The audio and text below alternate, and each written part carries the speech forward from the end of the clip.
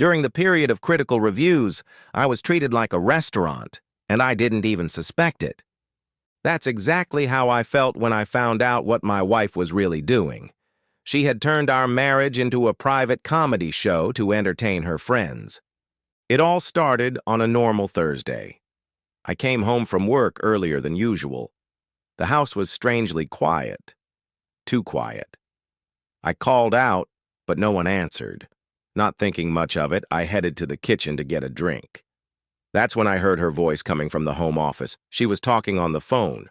At first, it sounded like harmless conversation. But then I caught snippets of the conversation that made me freeze. She was laughing, that laugh, cold, disdainful, cruel. And then she said something about barely getting by with a C this time. I moved closer, driven by curiosity. What I heard made my stomach clench. During the home skills competition, I almost felt sorry for him, she said, giggling. He tried so hard with dinner last week, but the girls were ruthless, 3.5 points on average. Can you believe it? That dinner. I remembered it well. She asked me to cook dinner for her and her friends, said it would be nice. I went all out. My grandmother's recipe, a perfectly set table, wine pairing. I believed I was being thoughtful. It turned out I was being graded. I thought I was a good husband, I realized, but she was evaluating me like I was on a sadistic reality show. Then came the punch in the gut. The intimacy scores were even worse, she continued. Michelle gave him a B. She says he lacks creativity and initiative. Everyone agreed. Then I realized she was exposing the most intimate aspects of our marriage for entertainment. She was sharing things that should have remained between us. She was allowing her friends to evaluate me. She kept talking, not noticing that I was standing there. Next week, we'll be evaluating appearance and communication skills. I asked the girls to bring their evaluation sheets. After that disaster at the company party, I'm expecting low scores. The company party. An evening that I believed had gone well. I talked to people. I tried hard. I was proud of how I behaved. But obviously, I had no idea what was really going on. I stepped back from the door, my head spinning.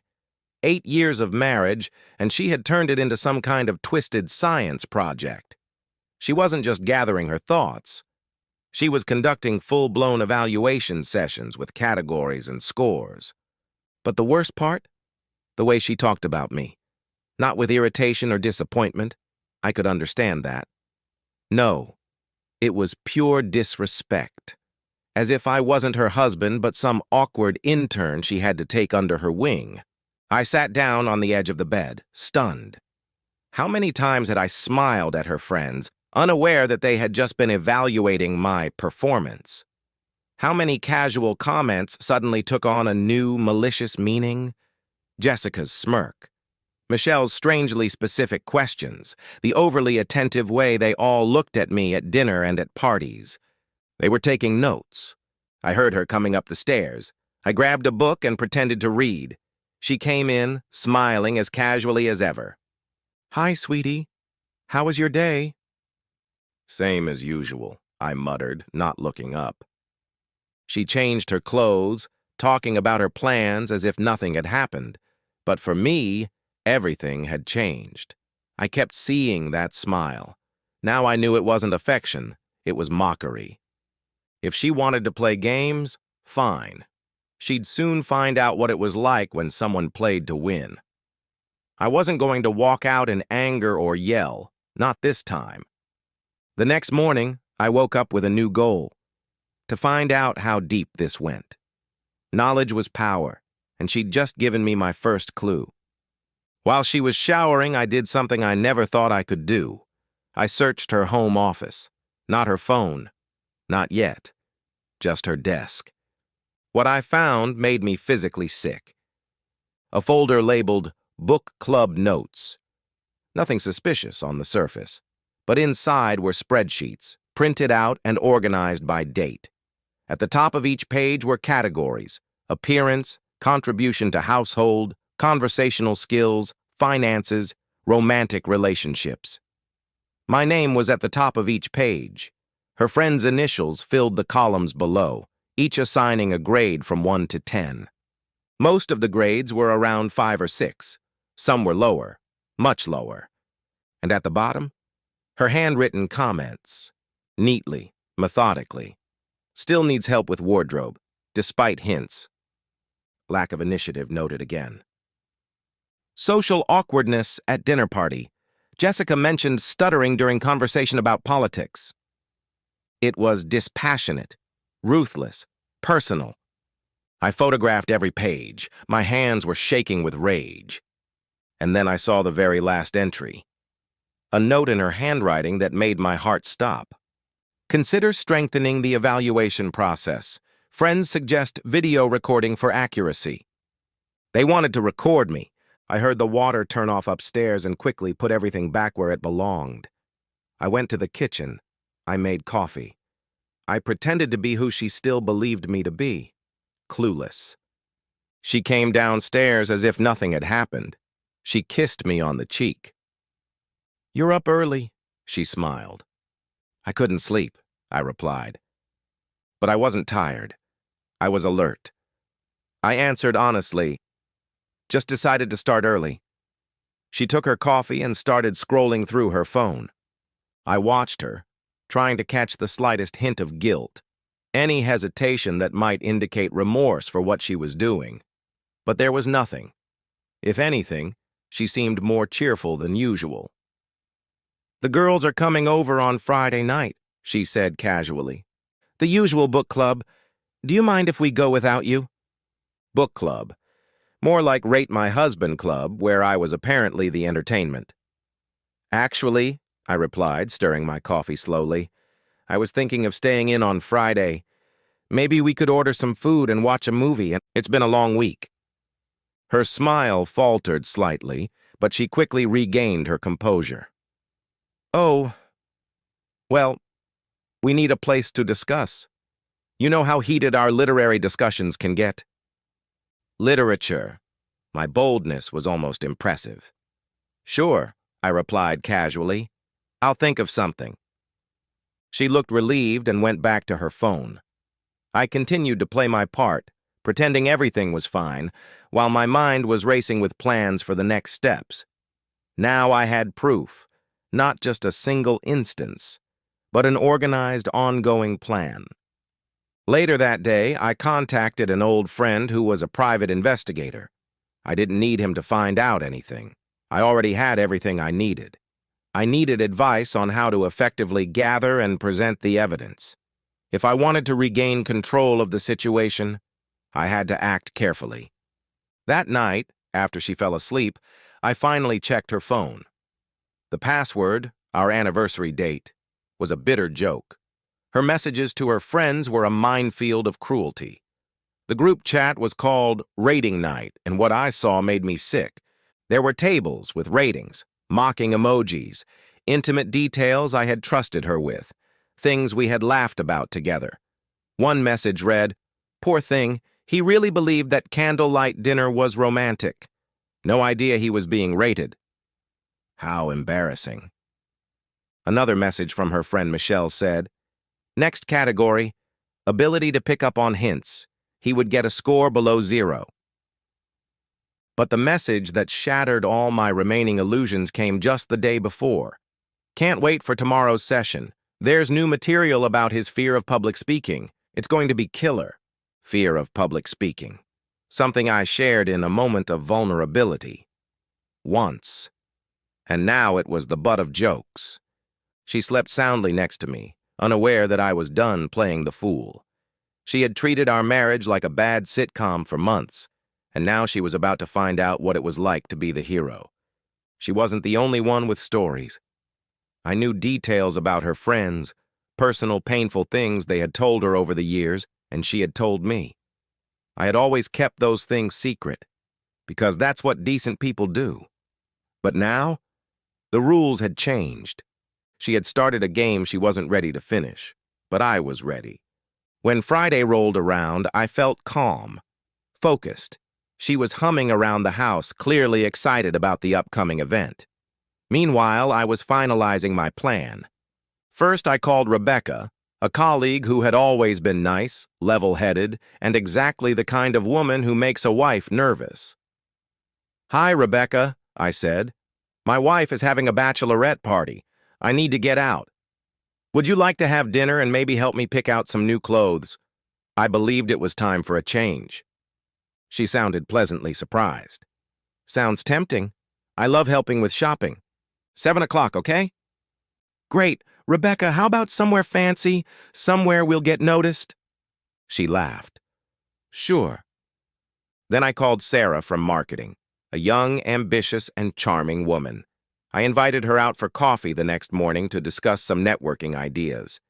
Then I called Amanda, my neighbor, who had recently gotten divorced. She had once mentioned how difficult it was to find a man who would listen to her. I suggested we meet for lunch the following week to talk about her business ideas and how I could help her with networking. Each interaction was friendly and professional, but together they told a completely different story. A story my wife would definitely notice. When she came home that evening, she looked excited, expecting the usual routine. "How was your day?" she asked, putting down her purse. "Productive," I replied, adjusting my tie in the mirror. "I'm going to have dinner and do some shopping. It's time to update my wardrobe." She blinked. "Shopping? You hate shopping?" "People change." I glanced at her reflection. "I decided to take your advice about my appearance. You always said I could use a little help." Her expression froze for a moment, no doubt remembering the low marks she and her friends had given me in the chat room. "Oh, that's nice. Who are you going with?" "Rebecca, from work. She has great taste." The name didn't come to me right away, but then I remembered. Attractive, smart, single, everything that would be gnawing at her all night. "Have fun," she said, but there wasn't her usual lightness in her voice. "I will." I kissed her on the cheek. "Don't wait up for me." As I drove away, I saw her watching me from the window. Let her wonder. Rebecca and I had a fantastic evening. We had dinner at one of the most elegant restaurants in town, where, as it turned out, many of our acquaintances were dining. We chatted easily and laughed often. To an outside observer, it looked like a date. Afterwards, we went to an expensive boutique where she helped me choose some new clothes that completely changed my look. The staff commented several times on how lucky I was. I didn't correct them. When I got home just before 11, the lights were on, and I could hear laughter. Her little club was still going strong. Perfect. I walked in with bags in my hands, elegantly dressed, and my appearance cut through the noise in the living room like a knife. "Sorry to interrupt," I said as I entered the room. "I just want a glass of water, and then I'll go upstairs." All 5 women fell silent. Michelle's jaw literally dropped. Jessica blinked as if she were seeing me for the first time, and my wife's face reflected shock and something else, fear. "You look," she began. "Different," I finished. "Rebecca has great taste. We had a wonderful evening." I let the words sink in. "Don't let me interrupt. What are you reading?" More silence. Then Jessica muttered something about contemporary literature. "Oh," I nodded. "Rebecca told me about a wonderful novel. It's about people who believe they're pulling the strings, but in reality, they're being manipulated. Sounds profound." With that, I picked up my glass of water and headed upstairs. I didn't even have to listen to hear the voices start up again as I left. From my room, I sent a message to Amanda. "Looking forward to our lunch next week. Can't wait to hear your plans." Then to Sarah. "Coffee tomorrow is great. We'll talk strategy." The game was on. I had a few ideas that I thought she would like, so I sent them when I was sure the new message alert would be clearly audible downstairs. 20 minutes later, I heard the rustle of car doors and the hum of an engine. Apparently, the book club had ended early. Soon she came upstairs with an expression that wavered between confusion and alarm. "Well," she asked, trying to be polite. How was your evening? Informative, I replied, hanging up my new clothes. Rebecca helped me understand a few things I hadn't noticed before. Like what? I turned to her and saw indecision in her eyes for the first time in months. Now she wasn't sure of the rules, didn't know what game we were playing, and that was exactly what I wanted. Oh, just how sometimes, when you see yourself through someone else's eyes, you realize how low your standards were. I could see her struggling internally, trying to figure out what I really meant. I wasn't going to make it easy for her. I'm going to bed early, I said casually. Tomorrow is going to be a busy day. Coffee with Sarah in the morning, then a meeting with Amanda about her project. I deliberately mentioned the names, leaving them hanging in the air like unfamiliar pieces of a puzzle. I knew she wouldn't dare ask directly without revealing her hand. Later, lying in bed, I could feel her looking at me differently, probably wondering who this stranger was who had become her husband. The answer was simple. I was no longer the man who played defense. I had a new strategy, and unlike her games, mine had real stakes. The next morning, I woke up before my alarm and was already dressed in one of my new suits. The changes weren't just external. I looked in the mirror and barely recognized the man staring back at me. But I liked what I saw. When I left, she was still asleep. I left a note on the table, out to meet Sarah. Back in the afternoon. Have a good day. Short. Neutral. But I knew it would gnaw at her. Sarah and I met at a popular cafe in the city center, the kind of place where half the city goes to socialize or be seen. She looked stunning, as always, and we took a seat by the window where passers-by could see us. You look completely different, she said after a minute. Like a different person. That's the goal, I replied. Sometimes you have to get rid of the past to make room for who you're meant to be. We immersed ourselves in a discussion of marketing ideas for a couple of hours. Sarah was witty, enthusiastic, and really listened. She made me feel like my opinion mattered. Funny how rare that had become. As we were finishing up, she leaned forward slightly. I hope you don't mind me saying this, but whoever inspired you to be this version of yourself is a lucky person. I smiled. Let's just say the inspiration is mutual. When I returned, she was in the kitchen pretending nothing had happened, but it was clear she had been keeping track of the time. How was the meeting? Productive. Sarah is brilliant. We'll be collaborating on a few new projects. Collaborating? As in, working together a lot? She's exactly the kind of partner I need. The word partner sounded perfectly accurate. I paused just long enough to let the ambiguity sink in before clarifying. Professionally, of course. Although I must admit, it's nice to be around someone who genuinely appreciates my strengths.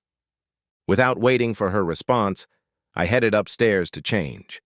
I had lunch with Amanda ahead of me.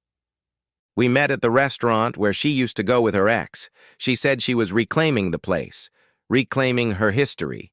I believed it was a beautiful symbol. You look amazing, she greeted me. I almost didn't recognize you. New wardrobe, new mindset, I replied, pulling out a chair for her. Sometimes you need to reboot. Over lunch, she told me about her previous marriage, the emotional neglect, the constant criticism, the slow decline in her self-esteem. The worst part was, she said, that I always felt judged, like I wasn't good enough. Not even close, I replied, remembering all the times I had been someone's entertainment. That sounds exhausting, I said, remembering all the times I had been someone's entertainment. It was, she said. But I realized something. People who constantly judge others do so because they're afraid of being judged themselves. Smart woman. When I got home, she was pacing around the living room, agitated. We need to talk, she said. About what? About you. You've changed lately. You're going out more, hanging out with those women, buying clothes, It's like you're a different person. Maybe I have, I said, sitting down calmly. Maybe I'm tired of being who everyone wanted me to be. What does that mean? It means I've started putting myself first, surrounding myself with people who appreciate me. She looked stunned. But I see your value. Really? The silence that followed spoke volumes. Of course I do. You're my husband. 8 years, I said quietly, and yet I've turned out to be a project that you think needs fixing. Her face paled. What are you talking about? Oh, just an observation. Some people treat relationships like performance reviews. She tried to keep up, trying to figure out how much I knew. If I've seemed critical lately, she began cautiously, it's only because I want us to grow, to be better. Interesting word, critical, I said. Depends on the context. Are we talking about constructive criticism or systematic analysis? Maybe weekly evaluations? She froze. Admitting the truth would mean revealing everything. Denial would mean continuing the lie that she now knew had been exposed. I think you misunderstood, she said. Me? I glanced at my phone and grinned. Rebecca just texted, asking if I'm free for dinner. Looks like she had a better time than she expected. The phone rang. Another message. Sarah wants our coffee dates to be weekly. She says our conversations are the highlight of her week. I noticed her hands clench. Are you sleeping with these women? Sleep with them? Number. But I'm expanding my social circle, making room for people who know how to treat others with respect. What's that supposed to mean? It means I've finally remembered what it's like to feel valued. Then she said it, without thinking. Valued. And just like that, in an instant, the illusion shattered. She closed her eyes, already crying. You know. I know, I said. I know about the rating system, about the mockery, about how you turned our marriage into a party. I know everything. She sobbed, covering her face with her hands, but this time I didn't comfort her, because I wasn't playing her game anymore. I felt absolutely nothing, no pity, no desire to comfort her. She had drained me of all compassion the moment she decided to turn our marriage into a group experiment. It wasn't like that, she whispered. It was exactly like that, I replied in an even tone. And now you're upset because I started my little experiment. What do you mean? She asked. I stood there looking down at her. I mean, I did my own research. You could say I've been exploring other options. The results were enlightening. Are you trying to replace me? The thought crossed my mind, I replied. I figured that if I was being judged as a contestant, I should find out what someone who really values me would say. Even I was surprised at how cold my voice sounded, but she deserved it. She started crying, but I didn't care anymore. I didn't want to be the one who absorbed all the pain anymore. Rebecca says I'm charming. Sarah believes I stimulate her mind. Amanda appreciates that I really listen. Imagine that dot. Please, she said, we can fix this. We can? I asked. Because I don't believe you understand what needs to be fixed. I headed for the stairs but stopped. By the way, you'd better cancel book club next week. I have plans. I think you'll find them much more educational than what you're doing. The fear in her eyes told me everything. The teacher was ready to become the student. By Sunday evening, I was ready. She spent the weekend in a panic, apologizing, explaining, minimizing. But I wasn't in the mood to listen to excuses. On the coffee table lay a folder, neatly folded, containing every report card, every cruel message, every humiliating detail she had shared with me. A paper time bomb. Sit down, I said when she entered the room. It's time for your evaluation. When she saw the folder, she froze. What is that? Your performance review. Since you love to grade people so much, I figured you deserved the same. I opened the folder and laid out the papers. Her handwriting stared back at her like a mirror she couldn't look away from. "Let's start with loyalty," I said, taking out my phone. "You get a 2 out of 10. A loyal wife doesn't make fun of her husband for entertainment." "Please let me explain." "Respect? 1 out of 10. The fact that you laugh about our personal life with your friends shows that you don't have any." I laid out the printed texts. "Trust is also 1. It proves that you lied to my face for months." She was sobbing. I continued. "Now let's talk about the others. Rebecca gets a 10 for gratitude. She sees my efforts. Sarah, 9 for respect. She really listens to me. Amanda gets an 8 for loyalty. She values her privacy." "Stop," she whispered. "But here's the catch," I continued.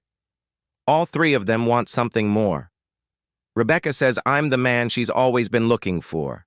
Sarah believes we can build a future together. And Amanda told me I'm everything her ex-husband wasn't." I leaned toward her. "That's my dilemma. Why stay with someone who gives me a 5 when there are women who give me a 10? "Because I love you," she cried. "Because we've built a life together. Marriage means working through problems." "Love?" I interrupted her, laughing bitterly. "You don't humiliate people you love. You don't make fun of their insecurities. You don't give them grades like they're on a reality show." I stood up and looked out the window. "Here's what you're going to do. Tomorrow you're going to call all your friends and confess. You'll tell them how you destroyed our marriage for fun. Then you'll pack your things and move back in with your mother. I need time to decide if there's anything left worth saving." "I'll do anything you want," she begged. "Fine. Start with the fact that respect is not optional, that marriage isn't a theatrical performance, that some damage can't be repaired." I handed her the folder. "Read every word, every insult, every betrayal. And then ask yourself if you would forgive someone who did that to you." She took the folder, her hands shaking. "You know what the difference is between us?" I asked. "When I found out what you were doing, I could have destroyed you. But I didn't. I didn't send messages to your family, your boss, or your mother, because I truly understand what loyalty is." "What happens now?" she whispered. "Now you'll find out what the real consequences are." I walked to the door. "I'm staying at a hotel tonight. When I come back, you won't be here. Think about who you want to be." "Where are you going?" she asked. "Rebecca invited me to dinner. She says she wants to talk about our future." The devastation on her face was the first genuine reaction I had seen in a long time. "Enjoy the assessment," I said. I walked out, and for the first time in months, felt like myself again, someone who didn't allow himself to be humiliated, who knew his worth and didn't accept love without dignity. She had turned my life into a game. I ended it like a champion. 2 weeks later, I was ready for the final act. She followed my instructions, moved in with her mother, and sent desperate apologies. But I had another plan. I found out that her book club's next meeting would be at Jessica's place. Perfect. That morning, I called Rebecca. "Tonight is the perfect night for dinner. I have a proposal that you'll love." At 8 p.m., we arrived at the location. Rebecca looked stunning, confident, radiant. Jessica opened the door and froze. "Can I help you?" "Yes. My wife is here for your book club. I'd like to share something with you." I walked past her into the living room. All the women froze. My wife looked like she had seen a ghost. "Ladies," I began, "thank you for helping with my wife's rating system. It was educational." No one responded. "Your rating sheets and jokes taught me a lot about respect, so I decided to conduct my own little study." I pointed to Rebecca. "This is my research partner." Rebecca smiled. "He told me all about your games. Interesting way to treat someone you claim to care about." Michelle stammered. "It was just fun. We didn't mean to hurt anyone." Fun, I repeated. Making fun of someone's most vulnerable moments is fun. I looked at my wife. The good news is that your system worked. It showed me that I deserve better. What do you mean? Jessica asked. I mean that Rebecca and I are thinking about something serious. It turns out that when you're with someone who values you, life is better. My wife stood up crying. You can't be serious. I'm completely serious. Rebecca respects what you rejected. She sees the strengths you laughed at. She offers support where you judged. Rebecca moved closer. He's everything I wanted in a partner. I can't imagine destroying him. The room fell silent again. So this is how it ends, I said. Your evaluations taught me that evaluations matter, and based on my conclusions, you all failed. I turned to my wife one last time. You wanted to judge me? Fine. But in competitions, there are winners and losers. And you lost. Please, she whispered. I'm not doing anything you didn't start. I'm just finishing what you started. With clarity. Rebecca took my hand. Let's go, my love. We have plans for dinner. Yes. Ladies, enjoy your club. Maybe read something about responsibility. As we were leaving, my wife shouted, This isn't over! I turned around. You're right. This isn't the end. It's the end. There's a difference. The air outside was warm. That was ruthless, Rebecca said admiringly. Remind me never to argue with you. People who respect boundaries never have to worry about that.